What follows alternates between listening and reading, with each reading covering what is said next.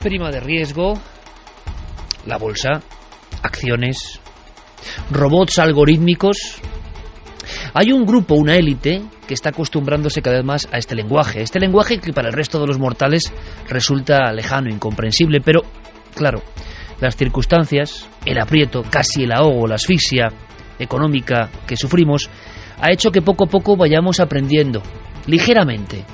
Yo, por ejemplo, sigo sin saber bien lo que es la bolsa. De repente, en el diario ABC, leo hoy mismo el siguiente titular, firmado por nuestro buen amigo y colaborador de este programa, José Manuel Nieves. Titular que quiero repetiros porque es digno de una reflexión. Matrix existe y está tomando el control de los mercados financieros. De momento, el artículo ha sido el más leído con diferencia. Término Matrix, control del mercado financiero. Le preguntábamos a José Manuel Nieves, cuéntanos un poco, por favor.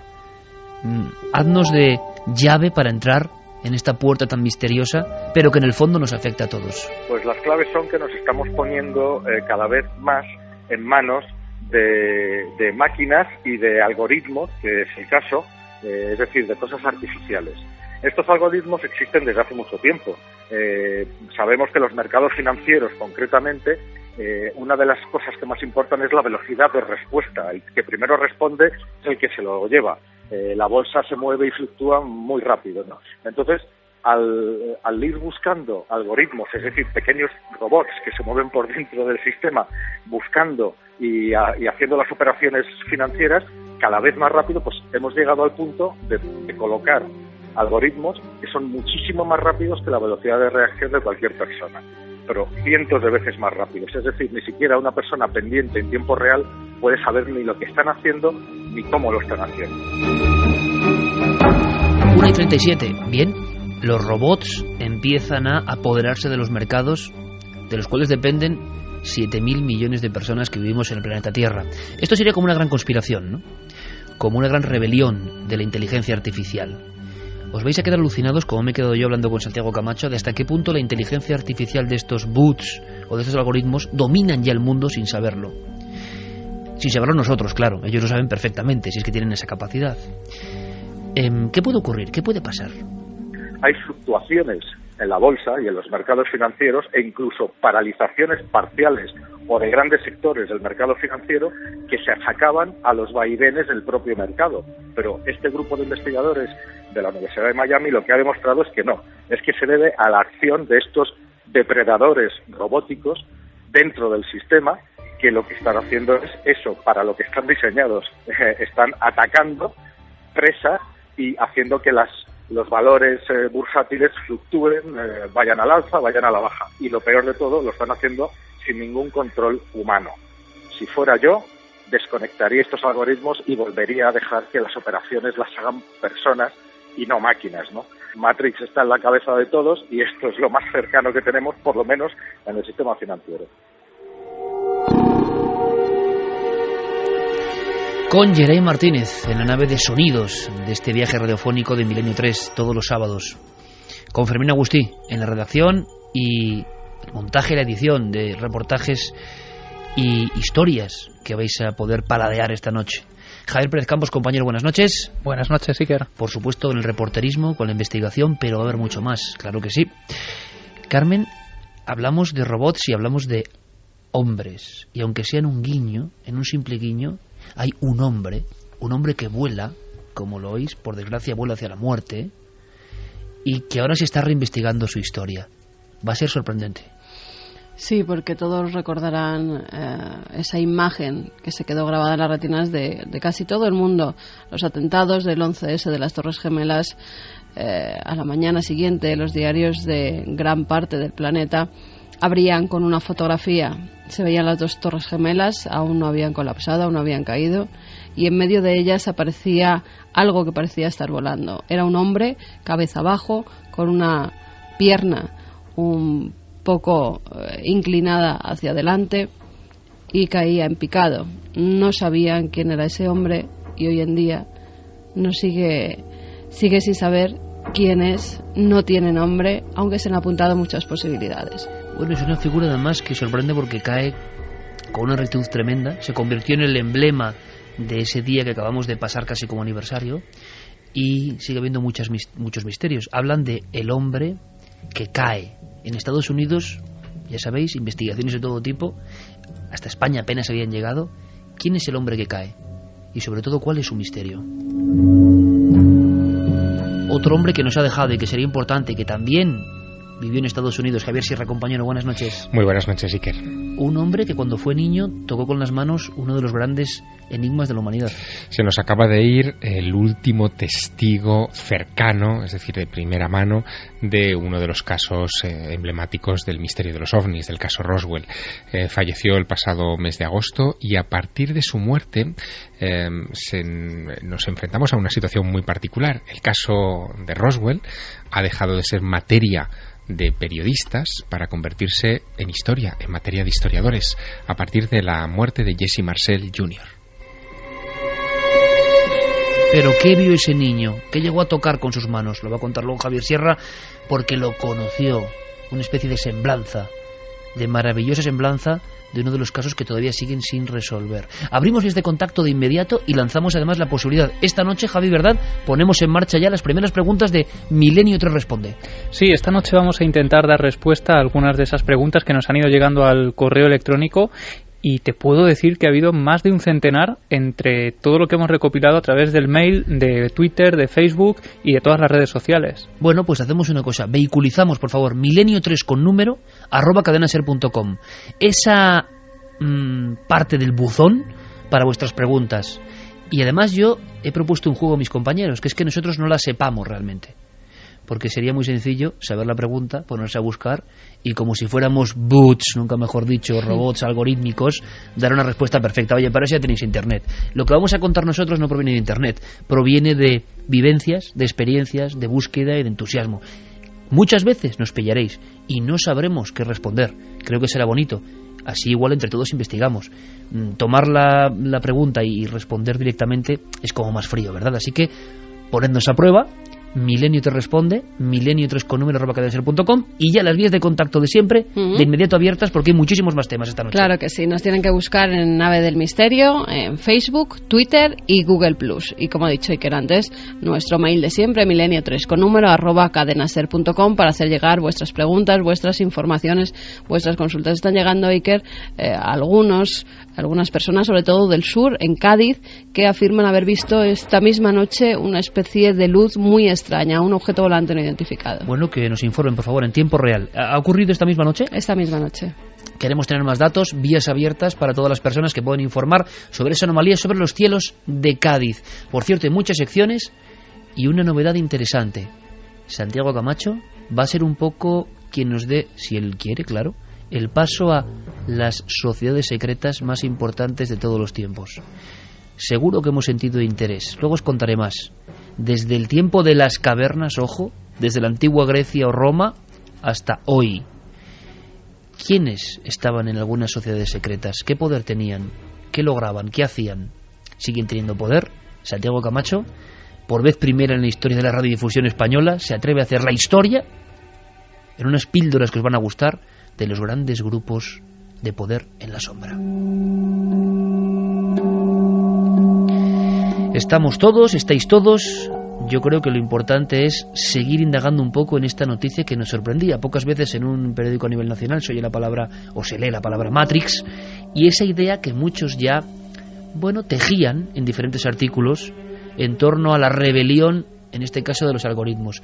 Yo sé que Santiago Camacho tiene la facultad de poner en imágenes muy sencillas conceptos que a veces son muy complicados. Bien, Nieves nos ha contado que en el mercado de la bolsa, que imaginaos es importante hoy en día, de las bolsas mundiales, los hombres, los seres humanos, hemos perdido el control.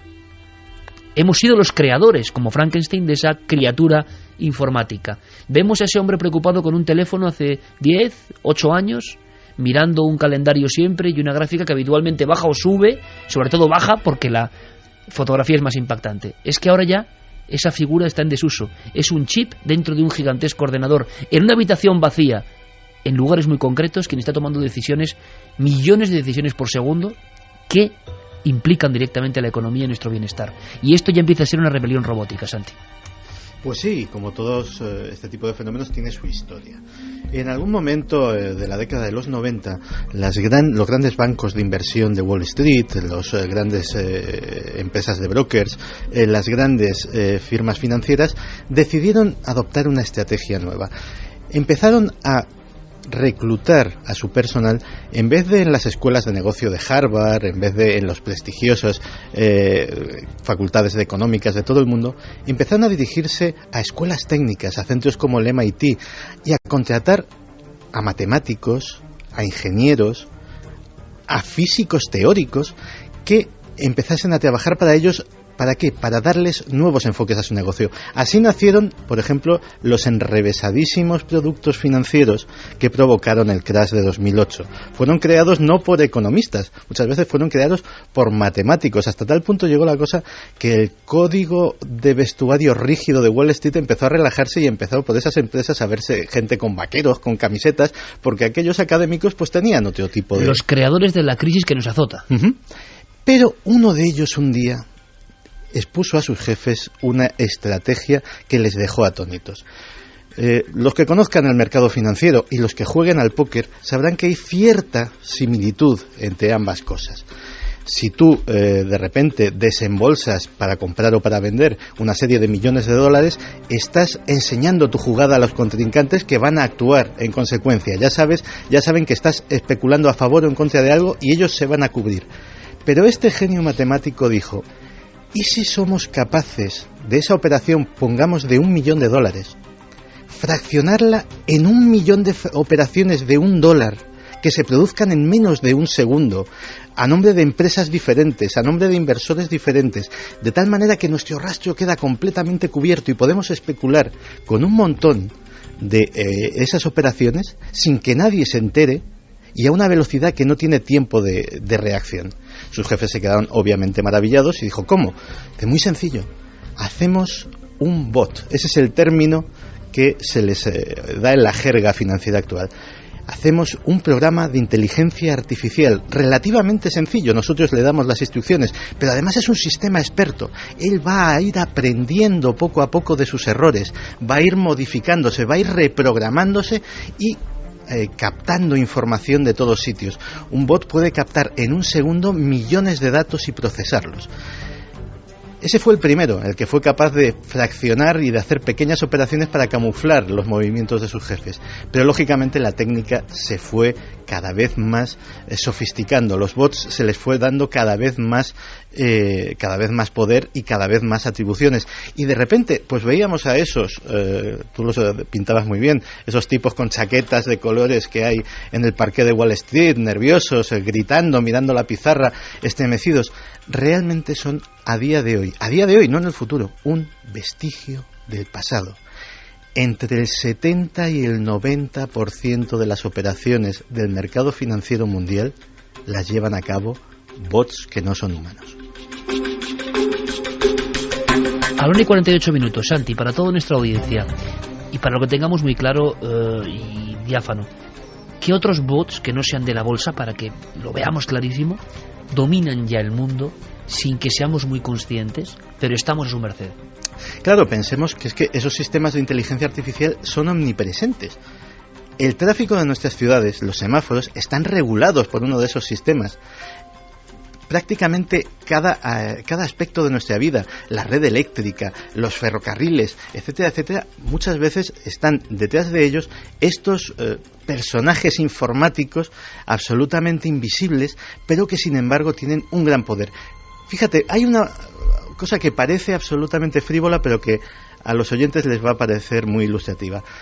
Todos los que accedemos pues a tiendas electrónicas, a tiendas online de música, a videoclubs online, nos encontramos porque cuando nos bajamos una película, de repente el programa nos hace una serie de sugerencias. Mira, parece que nos conoce, ¿no? Decimos. Parece que nos conoce porque ha estado analizando nuestras preferencias, las nuestras y las de todos los usuarios, para indicarnos qué películas nos pueden interesar. ¿Sabes que las estadísticas dicen que el 60% de esas sugerencias finalmente se alquilan?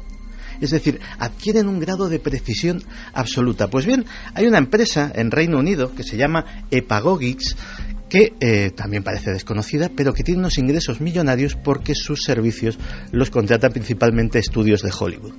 Epagogix creó uno de estos bots. Su bot lee los guiones de los futuros blockbusters, de las futuras superproducciones, y predice si van a ser un éxito en taquilla o no. Cuando, por ejemplo, vemos una oferta en una librería electrónica, claro, yo me imagino un tipo que ha decidido bajar ese precio o no. Hay un caso muy célebre, que también es otra anécdota. Evidentemente, pues hay una tienda que todos conocemos, Amazon en Estados Unidos, que parece ser que para fijar los precios de sus libros, ajustar al céntimo las ventas y los beneficios, también tiene uno de estos sistemas expertos. Pues bien, a veces fallan, y veremos fallos clamorosos y algunos que asustan mucho en los próximos minutos. A veces fallan, y se dio el caso anecdótico de que había un libro absolutamente intrascendente, un libro científico sobre la vida y el ciclo vital de las moscas, que de repente se encontraron los atónitos clientes que tenía un precio de más de $1 millón. Pero es que, lejos de rectificar el bot su error, lo iba subiendo poco a poco y llegó a alcanzar $23 millones en Amazon. Evidentemente no vendieron ni uno. Pero la paradoja es tremenda, no había ningún ser humano para poner freno a eso. No, pero eso en casos muchísimo más graves, y veremos casos en los que corrió peligro buena parte de la riqueza de un país o de un mercado como es el mercado bursátil norteamericano, tampoco había nadie para pulsar el botón del pánico a tiempo. El problema es que no sabemos hasta qué punto todos esos algoritmos, esos bots, están condicionando nuestra manera de ver la realidad. Pensemos en un ejemplo muchísimo más inmediato, más cercano. En Google, en el famoso buscador que utilizamos todos a diario. Google, de alguna manera, almacena la información de nuestras búsquedas, sabe las cosas que nos interesan, calcula en qué entradas de lo que nos ha ofrecido como información estamos haciendo clic y nos movemos, y en las siguientes búsquedas nos está dando la información que cree Google que necesitamos. ¿Qué quiere decir eso? Que si Santiago Camacho busca algo en su ordenador a través de Google, un concepto, cualquiera de ellos, pongamos por ejemplo el mismo concepto de boot, le van a salir unas entradas distintas a las que saldrían en mi ordenador con el mismo programa, con el mismo Google, si yo busco desde ahí. Calculando esos algoritmos, lo que están haciendo es también reducir nuestro acceso a la información. No accedemos los dos, Santiago y yo, a la misma información porque nos interesan cosas distintas. Y eso hace que a veces una información importante pueda pasarle a Santiago desapercibida o a mí desapercibida. Estamos viendo que la economía sufre vaivenes tremendos. Se habla de crash, de picos de bajadas tremendas que además afectan directamente a muchos países, afectan a toda la industria, afectan a incluso la distribución de alimentos, de combustibles, de todo. Todo el mundo está interconectado. Tienes incluso documentos de un especialista, que es el primero que parece que ha puesto la voz de alarma en Estados Unidos sobre este asunto, porque parece ya que los robots han excedido su poder, como si fuera, repito, Yo Robot, se han vuelto inteligentes, nos parece de ciencia ficción, han aprendido de sus errores y están operando por su cuenta y riesgo. Pues sí, de hecho he sacado un par de cortes de una conferencia que dio en su día Kevin Slavin. Kevin Slavin es un creador de estos bots. De hecho, cuando alguno de nuestros oyentes que sea aficionado a los videojuegos, pues un rival artificial en un videojuego le haya asesinado o haya recibido un gol tremendo en un simulador de fútbol, es probable que el jugador que le ha marcado ese gol en su mente informática lleve piezas creadas por Kevin Slavin. Kevin Slavin sabe muy bien de lo que habla y en este primer corte nos expone cómo está el mercado financiero actualmente. Así que para que tengan una idea de lo que pasa en la bolsa en este momento, pueden imaginarse un montón de algoritmos programados, básicamente para esconderse, y otro montón de algoritmos programados para ir a buscarlos y actuar. Todo eso es genial, está muy bien. Representa el 70% de la bolsa de los Estados Unidos, el 70% del sistema operativo antes conocido como nuestras pensiones e hipotecas.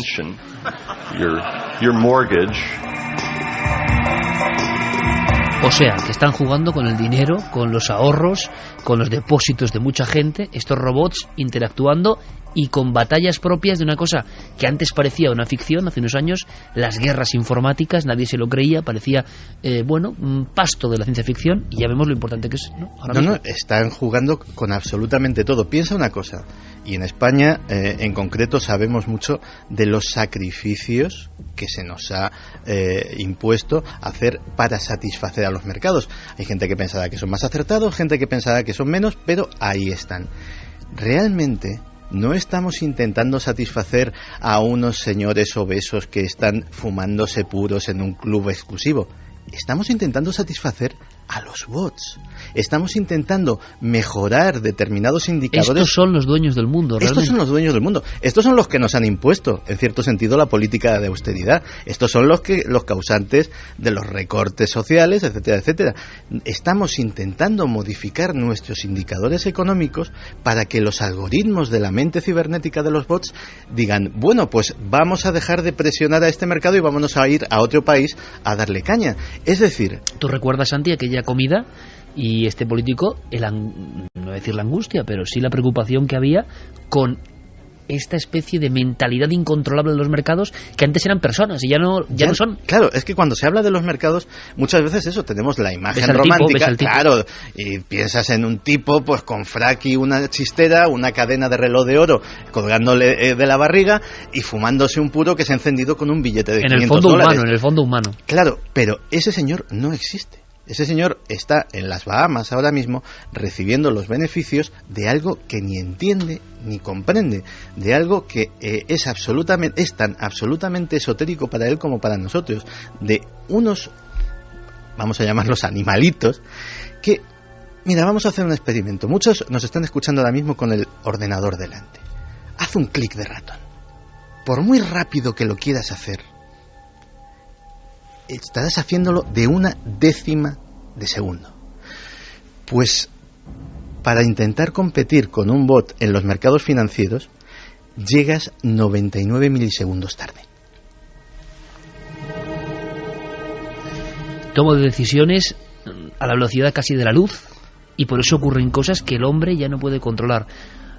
El año pasado hablamos en cierto momento de un término muy interesante, singularidad, cuando la ciencia y la técnica nos han sobrepasado, y es exponencial, por tanto ya no podemos alcanzar. Estos bots, si siguen, dentro de 3 años serán todavía mucho más poderosos y el hombre seguirá más o menos igual. Este auténtico especialista comenta más cosas, claro, terroríficas, algunas de ellas. Efectivamente, porque en el momento en el que el ser humano pierde el control de un sistema tan importante, tan vital como son los mercados financieros mundiales, puede pasar cualquier cosa, y algunas han pasado ya.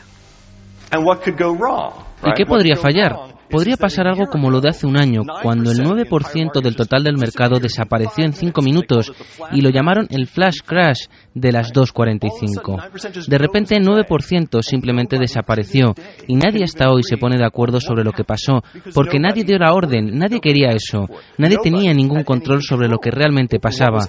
Lo único que tenían era un monitor delante de ellos que tenía unos números y un botón rojo que decía "pare".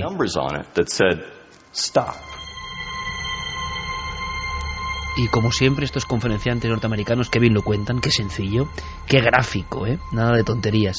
Es decir, un agujero negro en la economía mundial, que eso acarrea luego muertes, acarrea batallas, acarrea guerras, acarrea penurias, acarrea enriquecimientos ilícitos. Es decir, el monopolio del mundo, y de repente un agujero negro, miles y miles de millones que se van y nadie sabe dónde han ido.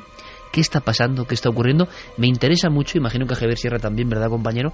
Saber, conocer las opiniones de nuestro público, las vías de contacto siempre abiertas, Nave del Misterio, ikerjimenez.com, lo tenéis ahí como siempre, Guillermo León al mando de todo esto, en Facebook, Twitter y milenio3@cadenaser.com, también para vuestras preguntas de cualquier otro tema, para el Milenio 3 responde. Pero escuchemos un poco, por lo menos por dónde va, porque a mí de verdad me parecía la historia esa, Frankenstein, ¿no? El moderno Prometeo, la sensación de hemos creado algo con nuestra inteligencia y ese algo se ha vuelto demasiado inteligente, ¿no? Pues mira, Álvaro nos decía, con tanta máquina hemos perdido el alma, es todo frío, y si se equivoca en la lectura de un guión que en realidad es magnífico. Aaron Rodríguez dice, no confiamos en nuestro vecino, pero confiamos todos nuestros datos personales a una computadora, es que somos inteligentes. Pato dice, imagínate los bots fuera de control y todos a la vez, volveremos a las cavernas. ¿Dice algo Santi en este respecto? Ese es el gran temor, que pase eso con la economía en concreto, y ahora profundizaremos en ello. Legendario nos comenta que dentro de unos años los locutores de la radio también serán bots. Seguramente. Cuidado, los que pinchan discos en muchas radios ya son bots. Muchas radios de Radio Fórmula tienen directamente un programa informático de lo típico de una hora sin música. Una hora sin música, también nos imaginamos que esa hora sin música hay un señor que está poniendo discos más o menos a su albedrío. No, hay un programa informático que tiene guardados los archivos MP3, que los va poniendo con una secuencia más o menos inteligente, de intentando que tengan una cierta armonía, que se adecúen a los gustos del público, etcétera, etcétera, y con eso se va tirando. Y pensar que Arthur C. Clarke ya se adelantó a todo esto. ¿Os acordáis del robot HAL 9000 de la nave Discovery? Seguramente el robot más famoso de todos los tiempos. Claro, ese robot que controla todo en la nave y que termina convirtiéndose en una amenaza es exactamente la premonición de esto. Pero ¿sabéis lo que significa HAL? HAL significa computador algorítmico heurísticamente programado. Heurísticamente programado significa que está programado para, en principio, solucionar problemas. Odisea en el espacio 2001, 1968, si no me equivoco. Increíble.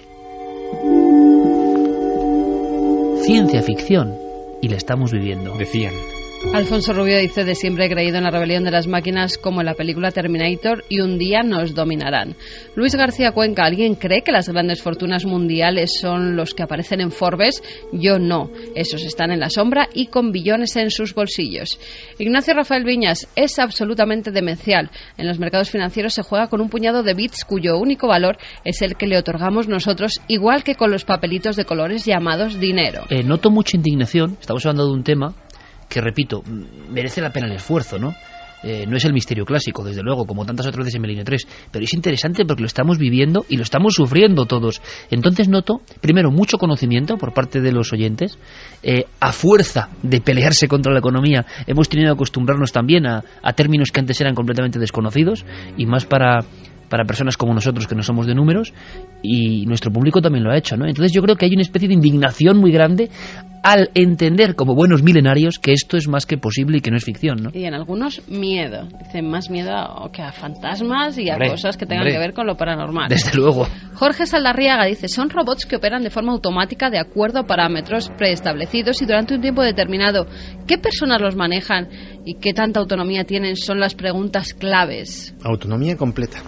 Es decir, estamos hablando de milisegundos. Para que nos hagamos una idea, las operaciones que habían detectado los científicos a los que hacía alusión José Manuel Nieves, son operaciones muy cortas. Se denominan operaciones ultrarrápidas aquellas operaciones que tienen lugar en 1 segundo y medio. En 1 segundo y medio lo que se celebra es una batalla entre diversos de estos bots que compran, venden, vuelven a comprar, vuelven a vender, hacen decenas de operaciones, insisto, en 1 segundo y medio, y hacen fluctuar un valor por encima o por debajo de un 10% de su cotización original. Es decir, miles de millones en caso de grandes empresas. Que sería imposible a nivel de seres humanos interactuando. Por mucho. Hay una cosa que de verdad queréis, miedo escénico. Santi, me decías que en algunas ciudades los lugares más caros de la ciudad tienen una extraña función. En una en concreto, en la ciudad, en Nueva York. En la ciudad del mercado.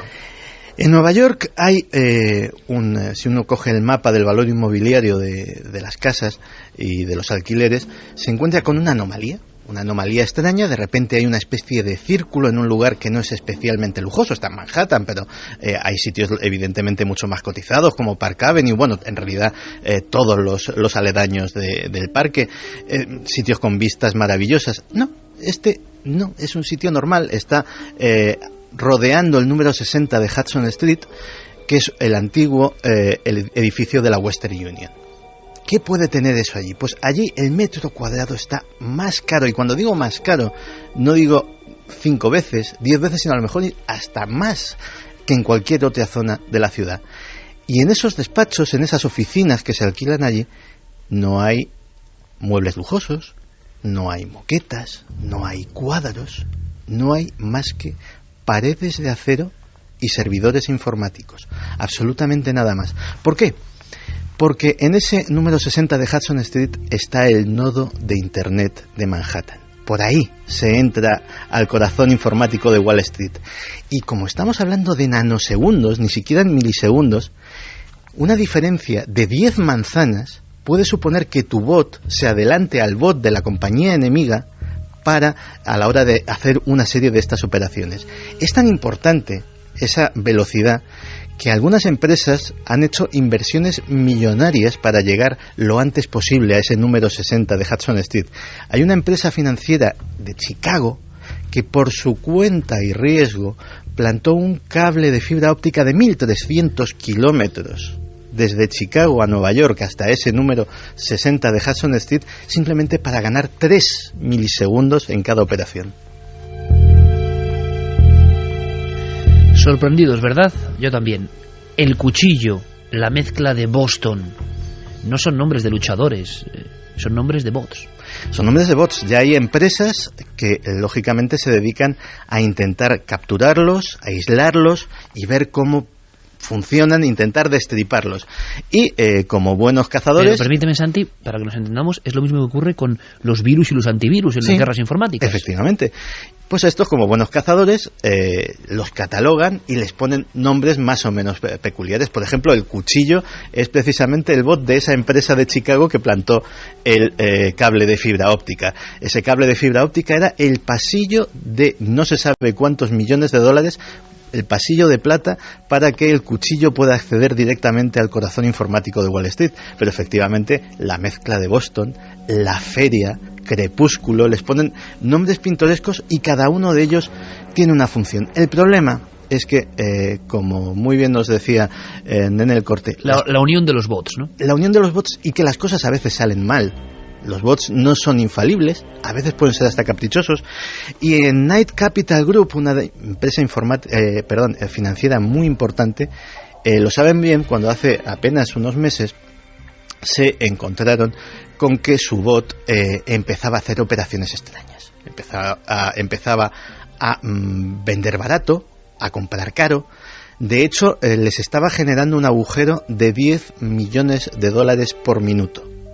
Aún así, se quedaron delante de las pantallas. Decían, bueno, está haciendo algo creativo, está haciendo una gran operación de especulación. Vaya con el artista, ¿no? Está intentando tirar abajo el mercado de estos valores y cuando lo tire abajo, evidentemente se pondrá a comprar como un loco.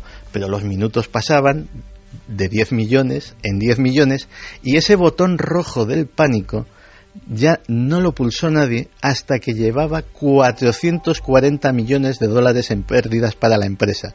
Entonces dijeron, bueno, yo creo que esto no es normal. Y alguien pulsó ese botón rojo. Hasta ese punto tiene autonomía.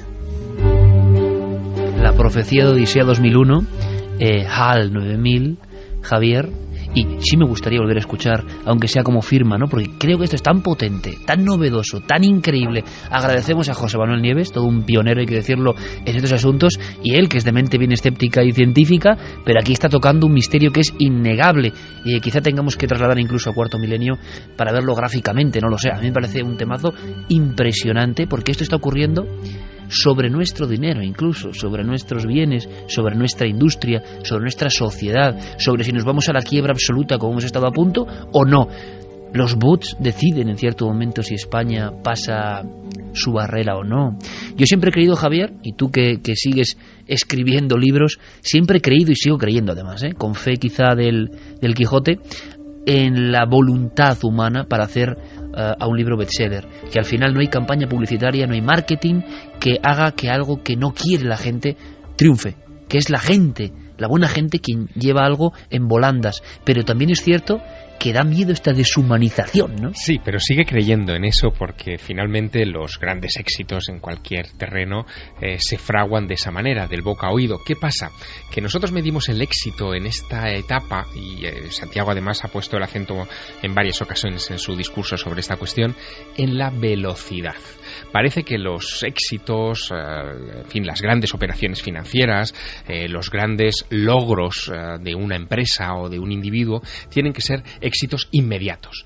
Y los éxitos inmediatos son falsos. Los éxitos inmediatos se arruinan de manera también inmediata. Son los de largo recorrido, los de larga duración, los que merecen la pena. Y eso se logran con el boca a oído que probablemente los bots nunca terminarán de dominar. Pero lo decía un oyente de forma muy inteligente. Si el bot no acepta, por lo que sea, por sus códigos, una buena obra, y resulta que es buena obra, que un humano sí hubiese dado, digamos, su marchamo, luz verde, pero el robot, el algoritmo, el que mide, el que pone el precio de la tienda virtual, lo que sea, dice que no.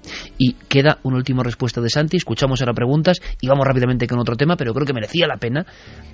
Los robots y su rebelión contra el hombre. Es un poco, sí, como decía JJ Benítez, ¿no? La rebelión de Lucifer, un Lucifer convertido en organismo informático independiente. Es ¿qué puede pasar? ¿Qué puede ser lo peor? Ahora nos lo cuenta Santi. Cuestiones.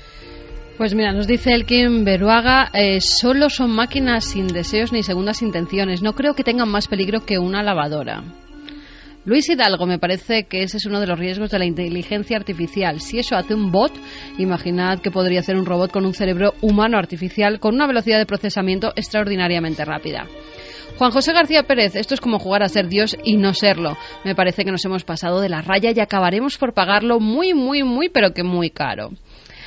Pablo Gómez dice que estudia ingeniería informática y cuando un algoritmo se nos va de las manos nos pone en un rosco. Existe un mecanismo en programación llamado control de fallos para solucionar estos casos. Esto nos lo dice un hombre que sabe mucho de informática. Ingeniero informático. Se lo agradecemos. Si estos algoritmos los han creado personas formadas completamente y competentes, me pregunto hasta qué punto se puede controlar realmente un algoritmo cualquiera. ¿Qué podría pasar? ¿Cuál es el peor panorama? Para cerrar el asunto. El panorama es el que se están temiendo muchos expertos en inversión. Últimamente los mercados vienen haciendo cosas raras, o sea, cosas que a ellos mismos les asombran muchas veces, que les parecen ilógicas y que además suceden muy rápido, como ese crash financiero que duró apenas unos minutos e hizo perder miles de millones de dólares. Y sin embargo nadie le encuentra una explicación. Sucede porque en el fondo no estamos hablando de 1, ni de 2, ni de 10. Estamos hablando de decenas y decenas de bots que forman lo que podríamos denominar una bandada de estorninos. Esa imagen de la bandada de estorninos como un montón de puntitos que se mueven erráticamente pero todos juntos y cuyo comportamiento es absolutamente imprevisible. Porque cada uno estimula al otro y al final es casi un ballet extraño pero caótico. Pues bien, lo que podría suceder es que de repente sucediera directamente un crack financiero de características casi apocalípticas, directamente porque no se controle el comportamiento de decenas de bots, que algunos son de grandes empresas, otros son de inversores pequeños, otros son de gobiernos, otros son de inversores, digámoslo así, malintencionados, que buscan provocar ruinas ajenas para beneficiarse. Cada uno sigue las instrucciones de su jefe y al final de la mezcla de todo eso, de la mezcla homogénea, no se sabe qué puede suceder en cada momento y las previsiones de mercados cada vez son más complicadas de hacer. Podríamos finiquitar el asunto con un apocalipsis bot, ¿no? Bueno, pues apocalipsis, se habló de trompetas del apocalipsis con un sonido, ¿os acordáis? Hace poco más de año y medio hablábamos de esto por primera vez. Se ha convertido en un fenómeno nuevo muy polémico, pero es un sonido, lo llamaban The Hum, aparecía de vez en cuando. Ahora Diego Marañón, nuestro compañero, nos trae toda la información. Es la última vez, la más reciente que se ha grabado. Y yo no sé qué pasa con estos sonidos, pero es verdad que siguen sobrecogiendo, no sé qué son. ¿Lo escuchamos, os parece? Es una grabación que tiene apenas 10 días.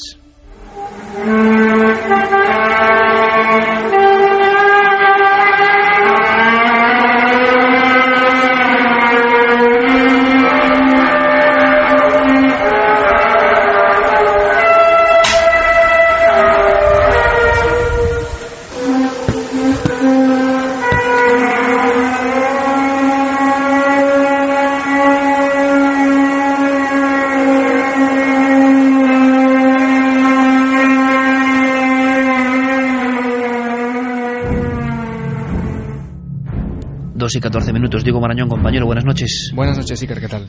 Hombre, es que aquí lo estamos escuchando todos. En la penumbra, Estudio 1, Cadena SER, tú en el tuyo, en algún lugar de la costa cantábrica. Y oye, yo no sé lo que es, pero sigue poniendo los pelos de punta. Y más cuando, como decía en su día Santiago Camacho y nos contaba Carmen, cuando todo esto empezó, le llamaron trompetas del apocalipsis. En el fondo es un sonido que no tiene origen concreto, se ha grabado en diferentes partes del mundo, se había callado, parece, el tema, había perdido fuerza, y de pronto esto, ¿no? ¿Cuál es la historia? Sigue erizando el vello, como dices, y además sigue teniendo un gran poder de atracción, porque estamos hablando de un vídeo, Iker, que en estos momentos lleva casi 1.600.000 visionados en YouTube. La autora de la grabación es una mujer que se llama Kimberly Wookey, una mujer de 33 años que vive en Terras, en una población de Canadá, madre de 4 hijos, trabaja en una residencia de ancianos. Lleva viviendo en ese lugar 11 años y el pasado 29 de agosto a las 7:30 de la mañana, Iker, y durante unos 10 minutos ella pudo escuchar este sonido que acabamos de oír. De hecho, le despertó este sonido. Ella saltó de la cama, ha contado en algunas entrevistas de un salto, ¿no? Y se encontró a su hijo de 7 años en el salón, ya despierto y prácticamente llorando, muy asustado por lo que estaba también escuchando. Era la segunda... Le daba miedo, por tanto, el sonido al niño. Sí. Además, ella dice que era la segunda vez que escuchaba estos sonidos en esa población. La primera vez había sido el pasado 19 de junio, aproximadamente a las 9:30 de la mañana, pero no había sido algo tan intenso. Esa mañana del 29 de agosto pudo coger su cámara que tenía pues a mano y grabar 3 breves clips de vídeo que en conjunto suman unos 5 minutos de este tipo de ¿Y está sonidos. enfocando algún punto concreto? ¿Se ve algo? ¿Se percibe algo? ¿Hay obras? ¿Hay algo? ¿Se ve el campo abierto? No, ella enfoca a través de su ventana. Ella dice que ese eco se escuchaba, que retumbaba en las montañas que rodean a esta población, a Terras, y se han dado algunas posibles interpretaciones o hipótesis, aunque ya te digo que hay algunas novedades, Iker. Vamos a volver a escuchar, Jerry, si te parece, esto es el sonido. Vamos a volver a escuchar y a ver qué opináis.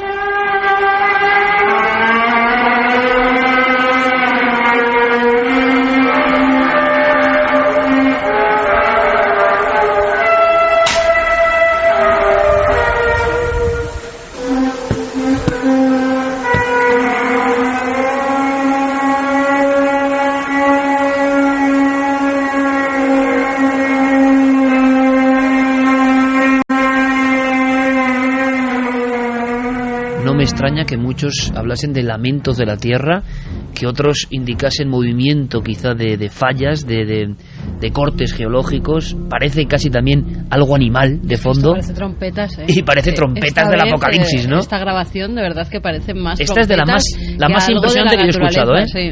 No sé qué opináis, muy chicos. cercano y muy ampliado el sonido, ¿no? A mí me preocupa particularmente que el asunto siga siendo un misterio, pero me preocupa todavía más que en algún momento los científicos lo resuelvan, porque eso significaría que podría reproducirse, ser utilizada a voluntad. ¿Y os imagináis esto utilizado como arma psicológica? En fin, yo creo que los vecinos, los habitantes de ese pueblo canadiense, como los de otros lugares que hemos conocido en estos meses, lo que han tenido es verdadero pánico, porque no saben qué es lo que está sucediendo en la atmósfera. Esto es lo interesante, que se produce, como en el caso del niño, un inmediato reflejo del miedo. Lo que inspira esto no es nada amable, ¿no? No, desde luego, y además te cuento, Iker, que se han intentado dar algunas explicaciones. Se ha hablado de un posible sonido de trenes, de vehículos en funcionamiento. Hay que decir que esta población canadiense, Terras, es atravesada por una línea de ferrocarril y tiene una especie de centro de logística con decenas prácticamente de contenedores que están estacionados. La propia Kimberly Wookey, yo me he metido en su Facebook y es curioso porque ella enviaba un mensaje a la empresa de excavadoras local y la propia empresa le daba la razón, le decía que ese sonido no podía estar causado por ninguno de sus aparatos. Pero es que además es lo de siempre, Diego, humildemente, pero estarían acostumbrados a estos sonidos. Es como aquella historia, ¿te acuerdas, Javier, de los sonidos de Zurbaranbarri, en Vizcaya, de un supuesto ovni, que resolvieron algunos investigadores más escépticos diciendo que eran sapos? Claro, si son sapos, pues los sapos siempre están ahí. Oiga, es que no están un día y hacen algo extraño que nos pone los pelos de punta y luego el resto de los años no hacen nada. Es decir, sonidos lógicos del entorno, imagino que los tendríamos encontrados. Tenemos estas sus palabras, creo, ¿no? Sí, podemos escucharla, Iker, si quieres, desmintiendo un poco esta teoría que se ha dado sobre la posible excavadora cerca de su casa. Bueno, he escuchado que pudo tratarse de terremotos de cielo o del núcleo terrestre, o quizá fuese algo magnético, los campos magnéticos de la Tierra. En realidad no tengo ni idea. Desgraciadamente mi cámara tenía poca batería, aunque había espacio en la memoria, así que empecé a grabar. Simplemente enfoqué a la ventana y grabé el vídeo. Se supone que había un trabajador poniendo a punto su excavadora cerca del estadio, pero he escuchado muchas excavadoras y muchos trenes antes, y el sonido no tenía nada que ver. Oficialmente no hay respuesta, Diego. Respuesta, aunque la policía Iker y algunos estamentos científicos han confirmado que siguen intentando esclarecer el origen de esto. Para Kimberly, ella misma ha dicho que no cree que sea nada religioso, nada místico, nada extraterrestre, sino que su opinión es que se trata de algo geofísico, y ella es la primera interesada en saber qué pudo ocurrir aquella mañana. Un lamento de la Tierra. Bueno, más adelante escucharemos vuestras opiniones, porque lo habéis podido, tampoco es cuestión de ponerlo todo el rato, ¿no? En 2 ocasiones, esa especie de bramido de la Tierra, lo que sea, que cala muy hondo, y luego lo que siempre hablamos, ¿no? Nuestro cerebro, nuestra alma, lo que queráis, nuestra mente, tiene una forma de captar las cosas. Nos llega a diferentes niveles, más lógicos y más ilógicos, ¿no?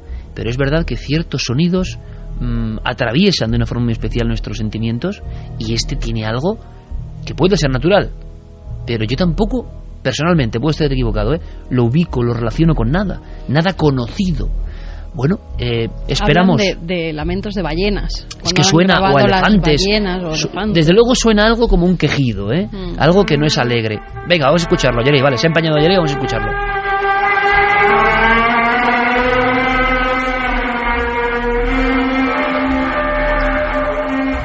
Es que esto, ¿ves? Esta parte parece como, sí, quizá más mecánica, pero ahora de nuevo... Pero al principio parece que tiene un ritmo.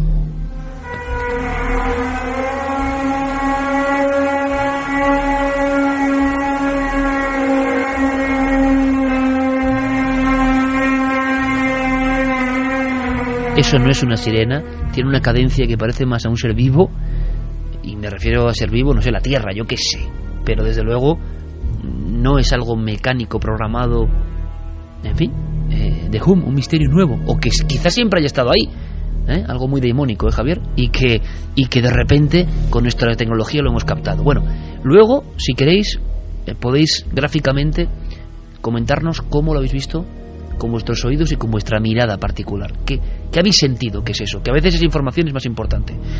Os prometíamos una foto y alguna que otra sorpresa no muy conocida del 11S. Acaba de pasar esa fecha ya marcada para siempre, el momento en que el mundo cambió para siempre, el momento de inicio de esta nueva era, evidentemente, de este nuevo cosmos en el que todos vivimos, ¿no?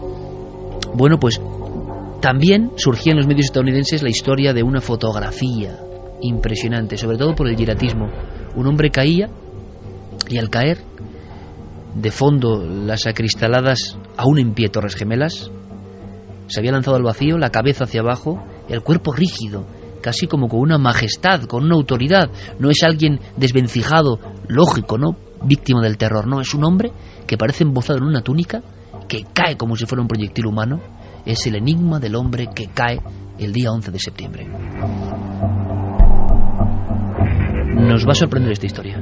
Es una imagen captada por un fotógrafo de Associated Press, Richard Drew, así se llamaba, desde la Torre Norte, 1 hora después de que el avión de American Airlines impactara entre las plantas 93 y 99, salta un hombre.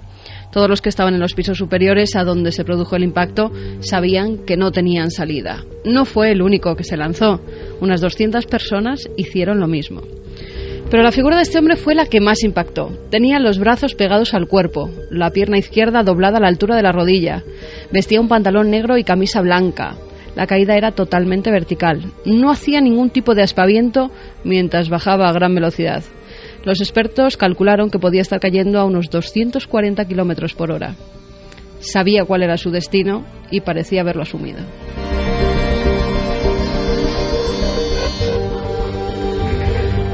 Tenemos las palabras de Naomi Halperin, que es editora de The Morning Call, un diario en la cual ella describe cómo es esa fotografía y cómo llega a esa redacción y lo que les impacta. Esta foto en concreto era su quietud y la posición de su cuerpo. Vi una gracia, una serenidad, aunque sabía que ese hombre estaba cayendo. Vi tranquilidad en una supuestamente horrible y caótica muerte de fuego. Richard Drew, el fotógrafo, también sabe cuál va a ser la consecuencia de la caída, pero no le tembló la cámara. Estaba acostumbrado desde que era muy joven a vivir situaciones límite. Con tan solo 21 años, este fotógrafo estaba justo detrás de Bobby Kennedy cuando le dispararon en la cabeza y su camisa incluso llegó a mancharse con su sangre. Aún así fue el primero en captar a Bobby agonizando en el suelo y su mujer intentando ayudarle. En esta ocasión el fotógrafo se encontraba haciendo su trabajo en un desfile de moda para embarazadas que se llevaba a cabo en Bryant Park. De repente recibió una llamada de sus jefes. Un avión había impactado contra una de las Torres Gemelas. Inmediatamente recogió sus bártulos y cogió el metro. Cuando llegó, las dos torres ya echaban humo. Fue hacia la zona donde estaban aparcadas las ambulancias y enseguida oyó cómo los sanitarios comenzaban a gritar que estaba cayendo gente. Estaba entre un oficial de policía y una trabajadora de los servicios médicos de emergencia y de repente la mujer dijo: mirad. La gente estaba empezando a caer desde el World Trade Center. Yo comencé a tomar fotos. Es mi trabajo.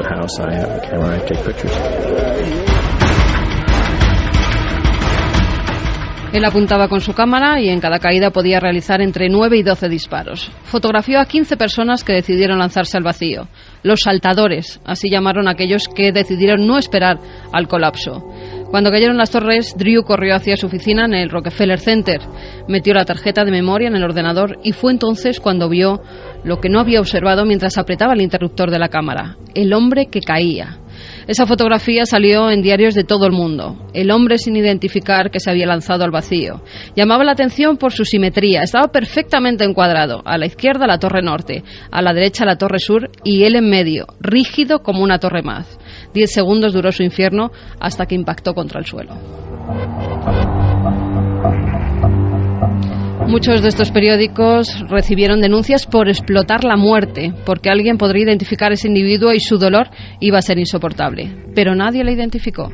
8 días después del atentado, un editor del Toronto Globe envió a un reportero, a Peter Cheney, para que de una vez por todas identificara al misterioso saltador. Ampliaron la imagen todo lo que pudieron. Descubrieron que no era una camisa lo que llevaba, sino una especie de casaca como la que llevan en algunos restaurantes los camareros.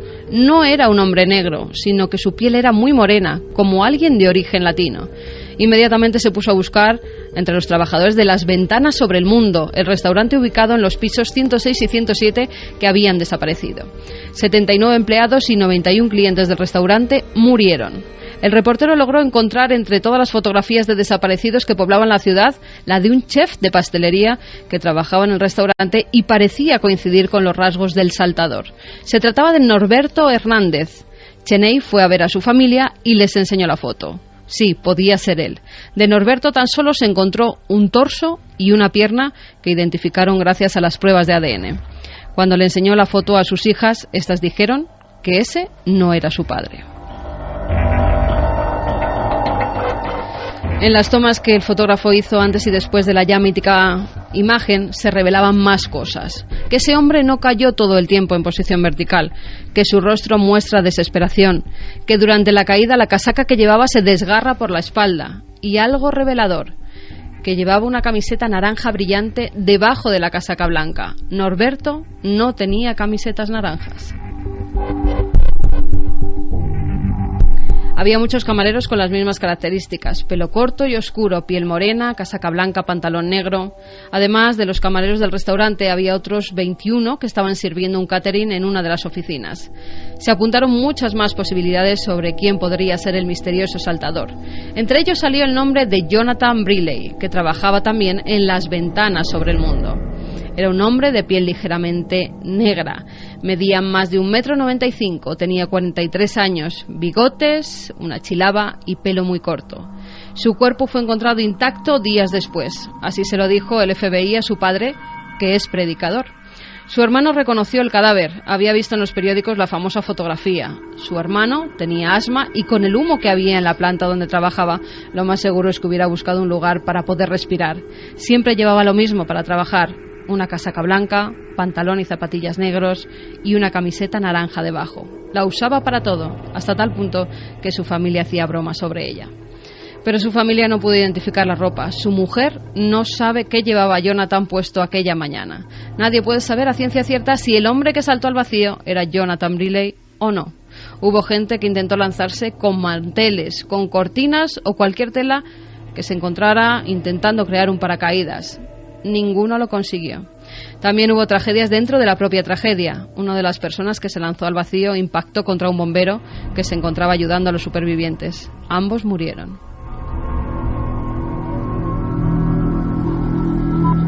En 9/11, un documental extraído de una cinta de vídeo filmada por los hermanos franceses Jules y Gedeon Naudet, se podían oír los estremecedores sonidos de los cuerpos impactando contra el suelo. Tanto las fotografías como los vídeos de gente cayendo se censuraron en los medios de comunicación.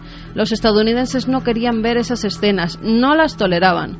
En Internet comenzaron las peleas con respecto a los saltadores. Algunos grupos religiosos aseguraban que irían directos al infierno. Otros, en cambio, honraban su valentía al lanzarse y así no morir asesinados por los terroristas. Un debate que adquirió carácter mundial.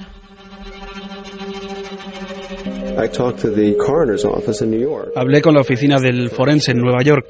Les pedí un registro de la gente que había saltado y lo que me dijo la mujer de la oficina fue: nadie saltó ese día. Fueron detonados, empujados. No decimos que nadie saltó ese día. Nadie lo hizo. Eso me hizo sentir que estaba ocurriendo algo que no era un territorio familiar para América, el hecho de tratar con la tragedia. Hay cosas relacionadas con aquel día que no se podían decir, a las que no se podía mirar, de las que no se podía hablar. Y para mí aquella resistencia se fundamentaba y enraizaba en la fotografía de Richard Drew.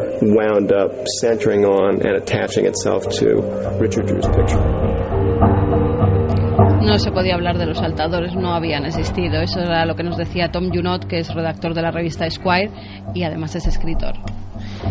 Es como una página oscura dentro de la oscuridad general del 11S que yo no sé si os ocurre a vosotros, compañeros, a mí sí, y es quizá a la audiencia también.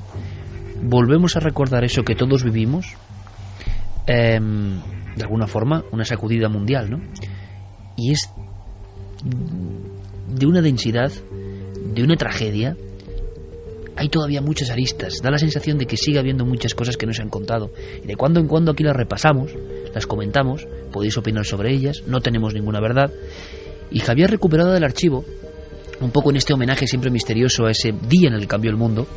Carmen ha abierto las páginas más ocultas.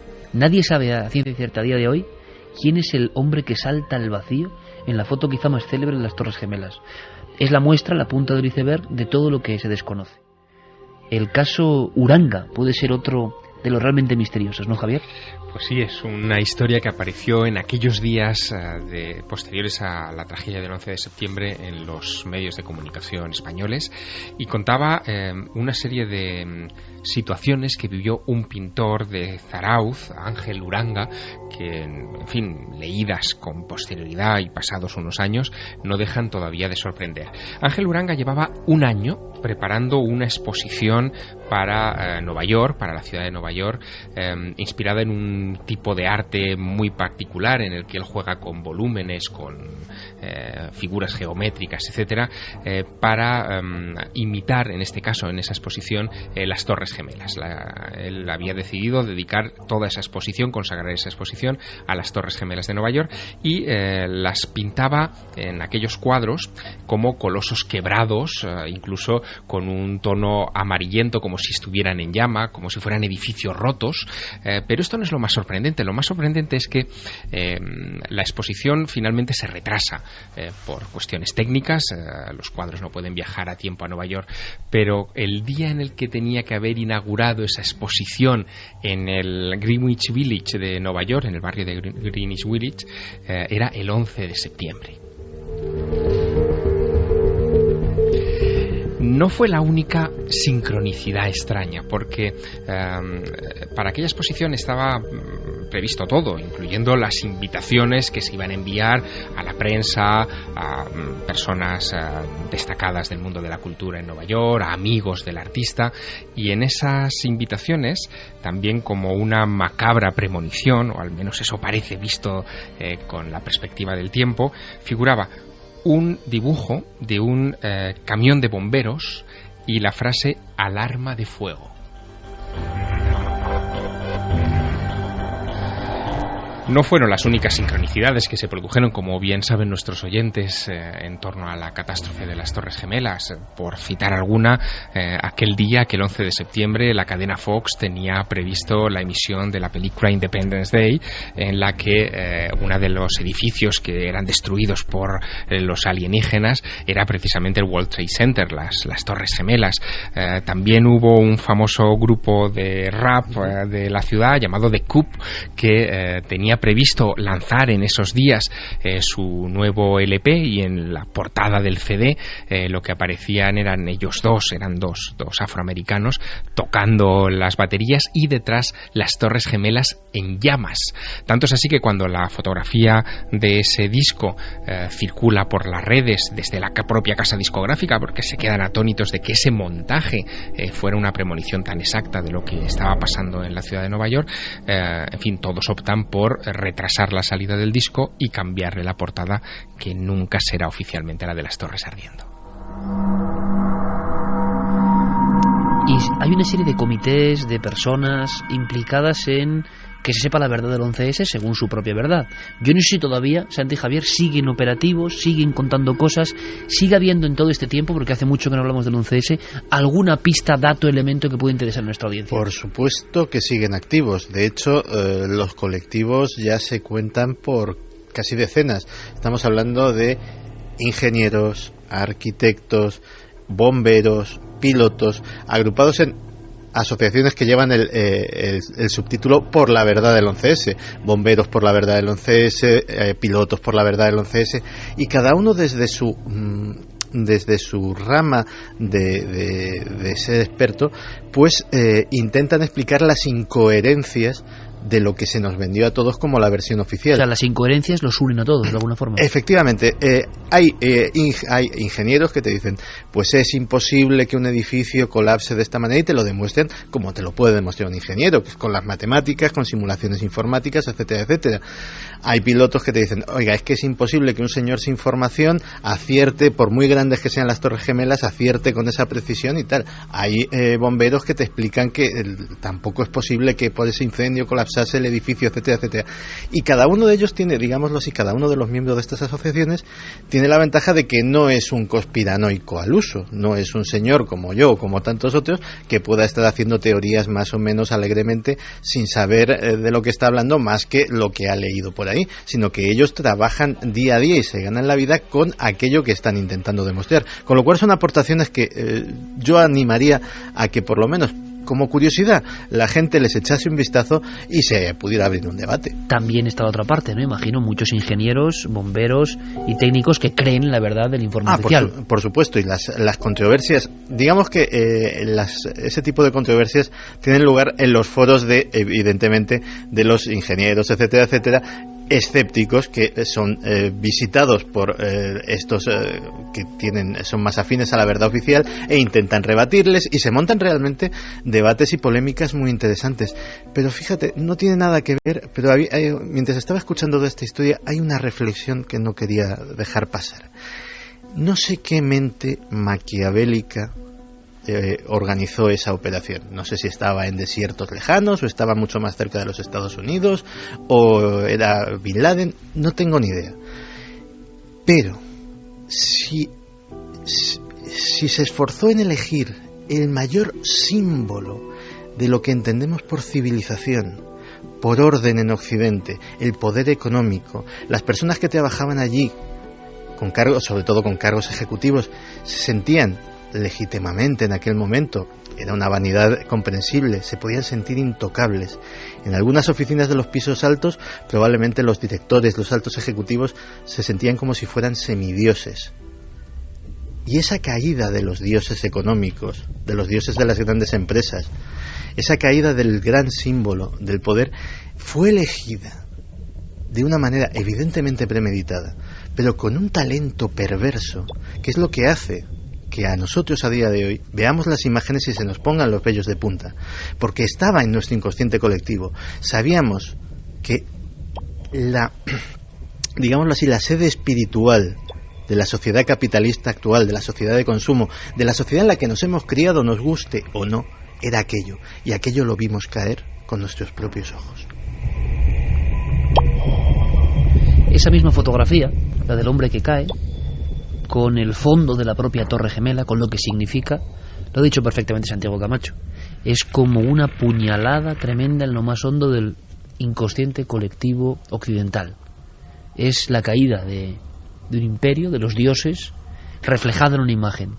Por eso han pasado tantos años y seguimos estremeciéndonos de esta forma tan especial. Es decir, nuestro cerebro y nuestra alma interpreta, sabe que hay códigos ahí que no podemos ni verbalizar, pero por eso nos espanta de una forma tan especial. Opinión en flash de nuestro público siempre tan sabio, Nave del Misterio, Facebook, Twitter, milenio3@cadenaser.com, también para vuestras preguntas en Milenio 3 Responde, que enseguida vamos con ello. Antes, por supuesto, Javier nos permitirá un viaje personal y emotivo en busca de un niño que tocó lo imposible. Cancela nos dice: cada una de las muertes de ese terrible día es una historia trágica, es decir, miles de historias. Jorge, esa extracción de información de la fotografía da tanto miedo como el tema de los bots económicos. ¿Se imaginan cuánta información podrían sacar de una simple imagen nuestra? Dar voz es como si estuviese en paz porque su infierno va a acabar. La instantánea transmite angustia y tranquilidad. Jonathan dice: es una de las cosas más tristes que he visto. The Falling Man, el hombre que cae. Miguel Gorbe: resulta imposible ponerse en el lugar de uno de esos saltadores. A Chelaroye: lo peor fue el sonido que hacían al caer, no el ver las caídas. Johnny Villegas dice: bueno, quizá esa persona estaba concienciada y tuvo la oportunidad de elegir la forma de morir, por ello se le veía tan sereno. Lucía Pinazo: yo nunca olvidaré esas imágenes de las personas cayendo, fue lo que más me impactó ese día. Y luego, sobre el sonido, todo tipo de hum. Con eso vamos luego, ¿te parece? Vale. En la siguiente hora. Momento para que Javier Sierra nos cuente algo se ha cumplido una efeméride, en este caso una necrológica, y esa nos conduce directamente a una historia maravillosa, inquietante, como todo lo que hemos contado hoy, a caballo entre lo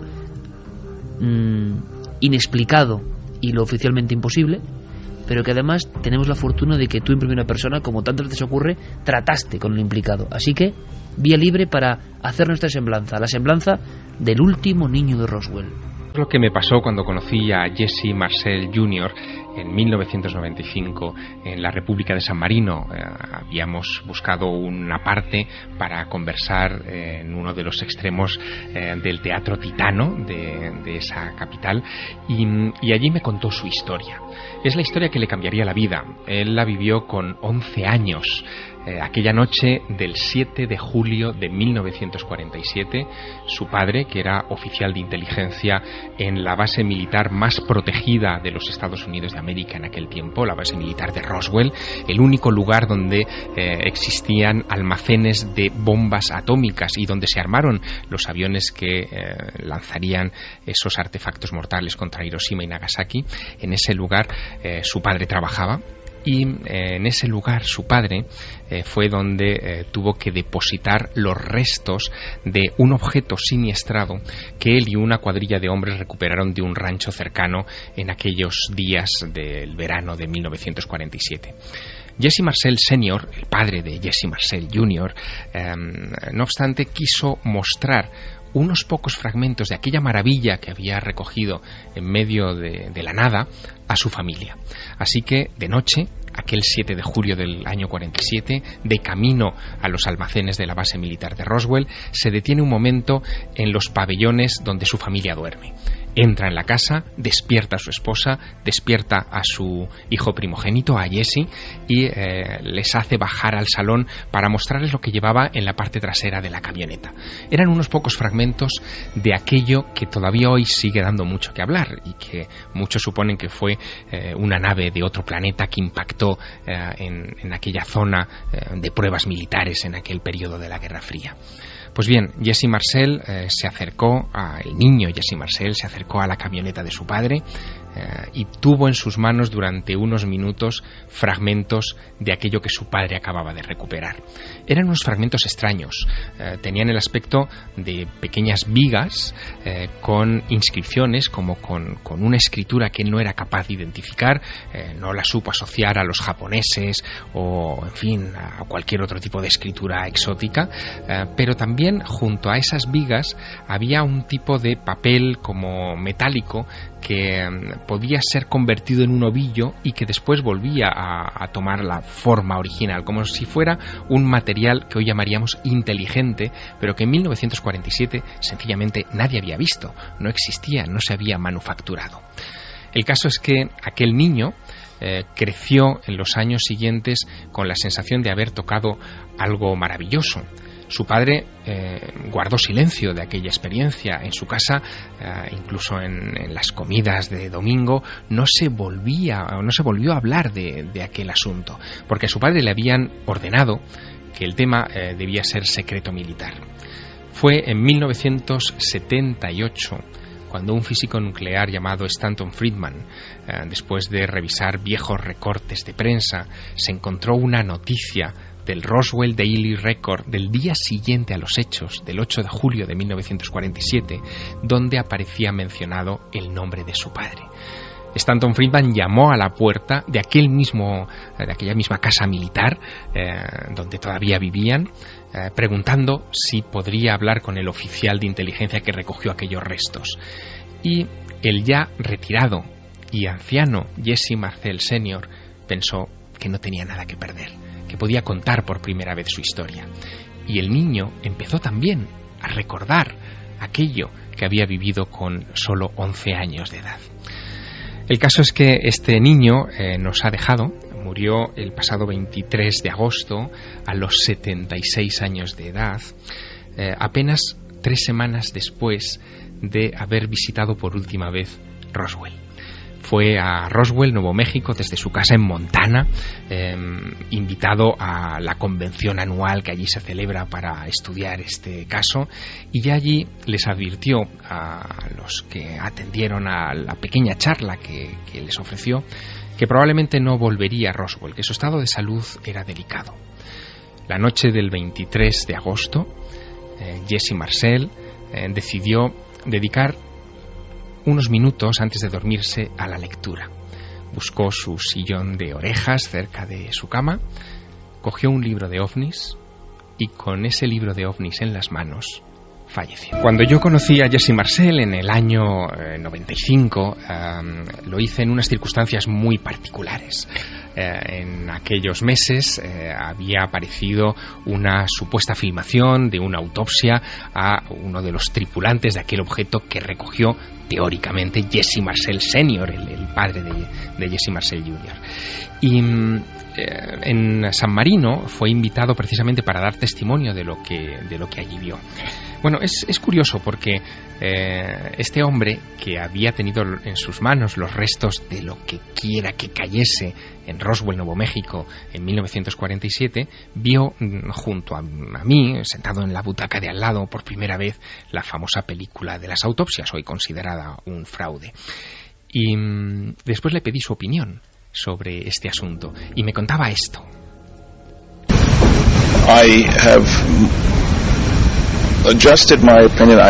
He ajustado mi opinión, todavía no veo la relación.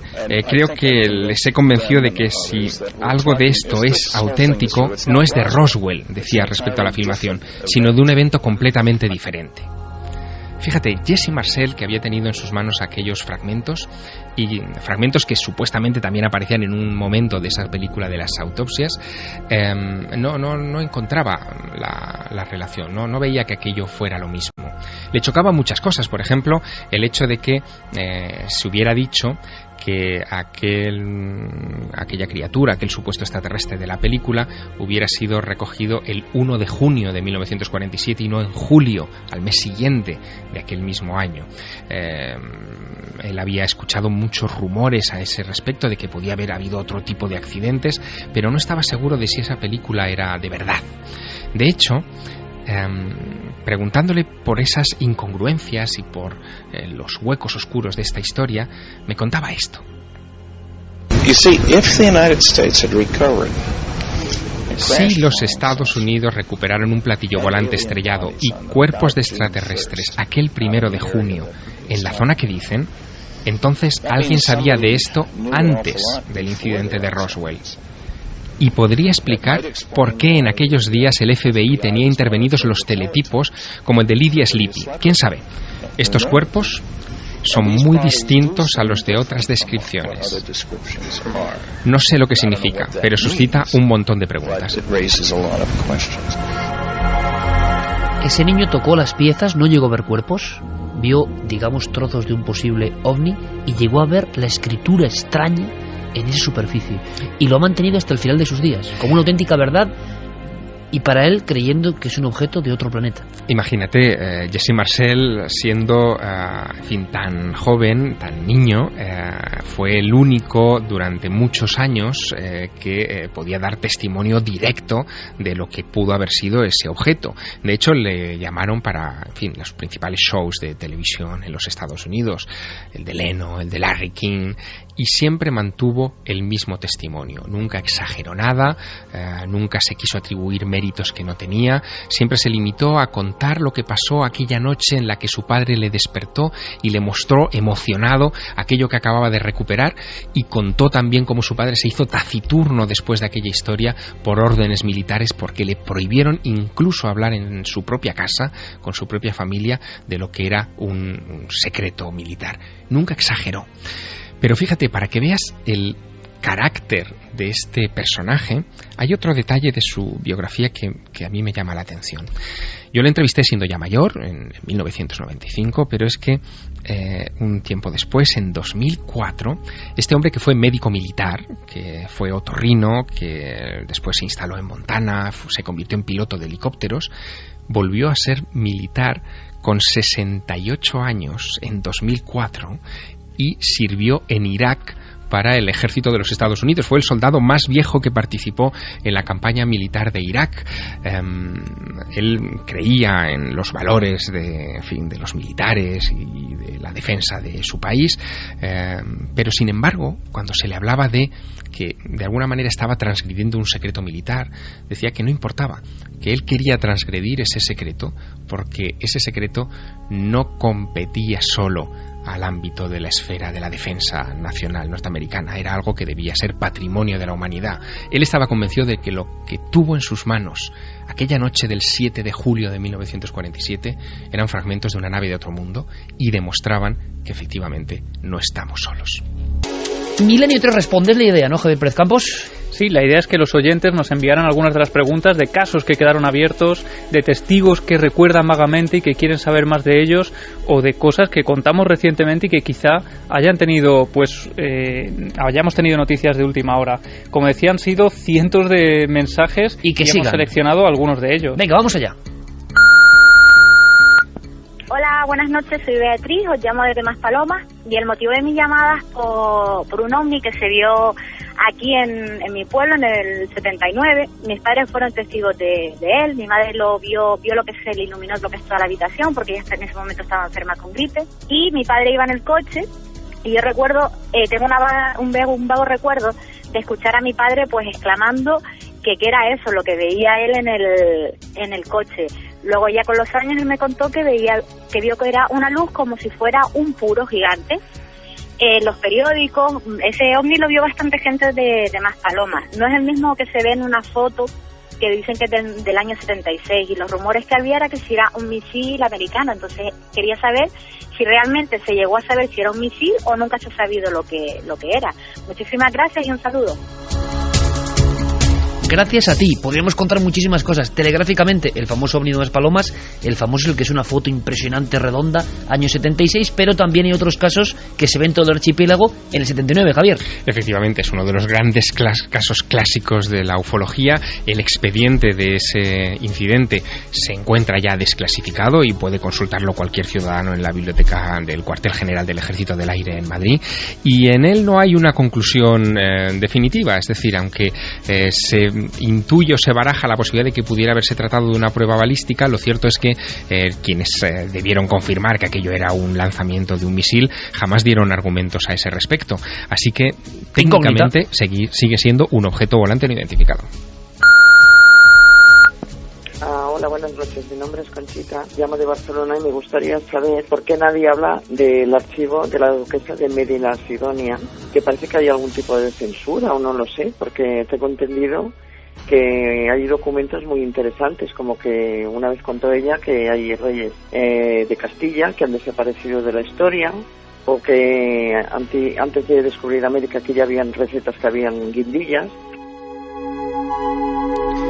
Quizás se refiera a las publicaciones también, no solo del archivo, sino a la duquesa de Medina Sidonia, me imagino que también la duquesa roja. La duquesa roja, efectivamente, que autora. Es un personaje que creo que fue entrevistado en Milenio 3, fundamental, por ejemplo, obras como muy prohibidas, por ejemplo, sus experiencias en Palomares, denunciando que había peligro nuclear, y otros muchos misterios, ¿verdad? Libros, bueno, yo diría que casi inescrutables, como África versus América, en el que hacía acopio de una serie de documentos de su propio archivo, del archivo de la Casa de Medina Sidonia, que de alguna manera dejaban entrever que la empresa colombina, el descubrimiento por parte de Cristóbal Colón, en fin, no era algo que tuviéramos que atribuirle todo el mérito al almirante, sino que detrás había muchas familias que ya tenían conocimiento previo de la existencia de América y que de alguna manera se asociaron en esta empresa. Todo un personaje, esta duquesa, y no muy bien ponderado, no muy bien conocido. Habrá que hacer algún tipo de monográfico sobre ella. Seguimos. Hola, soy David, de Ciudad Real, y me gustaría hacer una pregunta sobre una base militar que se encuentra entre Bolaños y Manzanares y Daimiel, en la provincia de Ciudad Real, porque he escuchado varias historias, hay mucho secretismo en torno a ella, y me gustaría, efectivamente, saber qué realmente hay. Pues ese es un verdadero misterio. Yo he hablado con militares de la base de Almagro, de la base aérea, ni siquiera ellos saben nada del tema. Se han escuchado leyendas urbanas o no se sabe si son cosas reales. Una base fantasma en Ciudad Real. Esto ya casi un área 51 en Ciudad Real. Qué grande eres, Javi, de verdad. Y allí hablan incluso de que se requiere en un momento determinado la presencia de un fontanero y se le mete con los ojos vendados en esas instalaciones para reparar esa avería. No se sabe muy bien dónde empieza y termina la realidad. Lo cierto es que Santi y yo estuvimos mirando imágenes a través de Google Maps. Lo que aparece es dos fincas enormes de más de 20 hectáreas de tamaño y una pequeña casa en medio de la llanura. Lo que ocurre es que el misterio está bajo tierra. Hay unas entradas de unos búnkers que estuvimos viendo también metidos en las montañas, escondidos, y lo que se habla, lo único que se publicó a través de la revista Stern, es que aquello podría ser unas instalaciones de escucha gigantescas entre un centro de escucha internacional, intercontinental incluso, en Ciudad Real. Y no tiene nada que ver esto con las instalaciones nucleares que en su momento parece que quisieron poner en marcha en España. Puede tener que ver. Las instalaciones nucleares tuvieron varios posibles emplazamientos. El Doctor, que es como se llama oficialmente esta base, fue uno de ellos.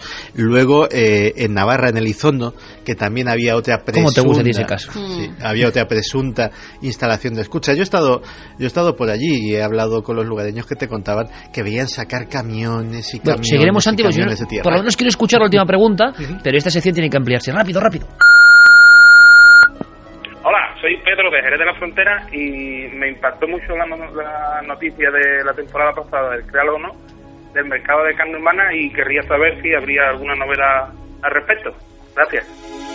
Creo, Carmen, que sobre esto no hemos tenido más novedades, ¿verdad? Habría que preguntar a Diego. No, nos escribió más gente diciendo que ellos también habían estado en esos mercados de carne. Lo que pasa que no hemos podido verificar si era así o no. Diego, en 10 segundos, ¿hemos oído algo más? La historia no se pudo confirmar, pero parece que puede haber un mercado, Iker, el mercado de Yankara en Lagos, en Nigeria, donde en 2009 aparecieron algunas noticias que sí que parecía